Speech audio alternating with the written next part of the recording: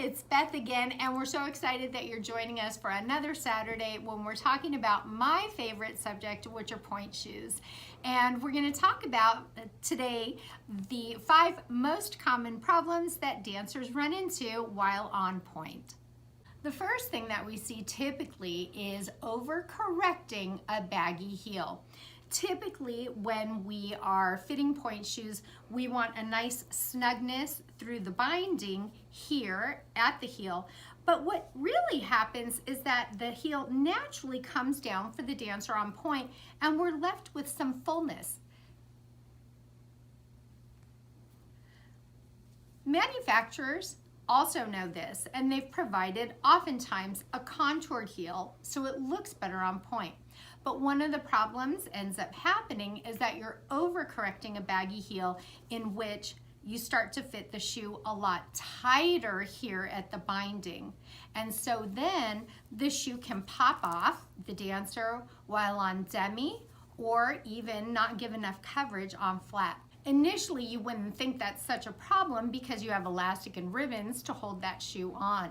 But the bigger problem is that this binding is going to be so tight that it's going to create and could cause Achilles tendonitis.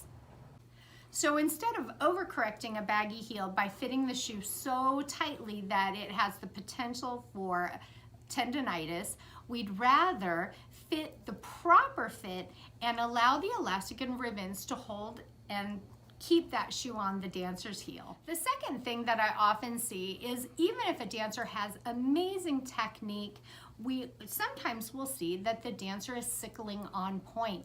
Mostly that's due to a shoe that's too tapered for the dancer. So when we look at these two options by Russian pointe, this one is the Brava, this one is the Rubin. If we look closely, you'll see how much more tapered this shape is for the dancer as opposed to the Brava, which offers a more U-shaped style for the dancer. Unfortunately, when the shoe is too tapered, it doesn't allow the dancer to come deep enough inside the shoe, and it prevents her from really sitting correctly in the shoe.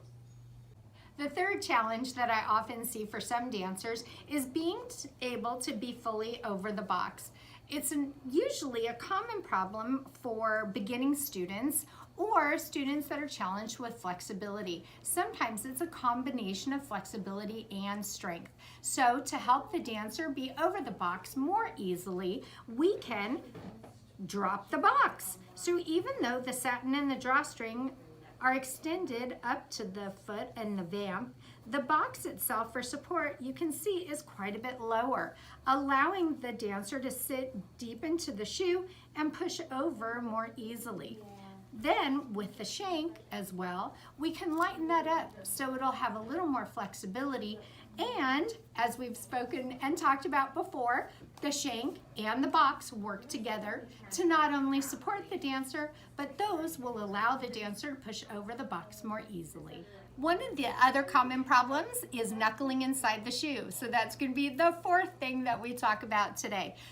In a pointe shoe, a dancer should remain long and lifted and extended inside the shoe. Instead, if she's knuckling, those toes roll and can push over the box this way, which is so unhealthy and can cause fractures in the toes and extend into the feet. We certainly don't want that. So to prevent those problems for knuckling, typically we're going to use a longer vamp and can be a tighter width. Sometimes knuckling for the dancer is being put in a shoe that's too soft.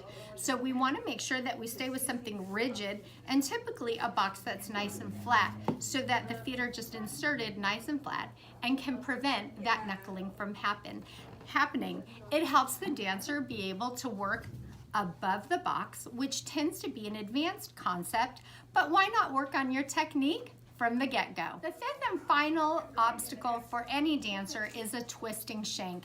And unfortunately, when the shank doesn't line up or track underneath the dancer's foot, it doesn't provide the right amount of support.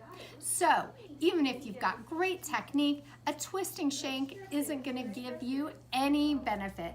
So to fix a twisting shank, we'll typically do a slightly wider width and allow the dancer to sit a little deeper inside the shoe.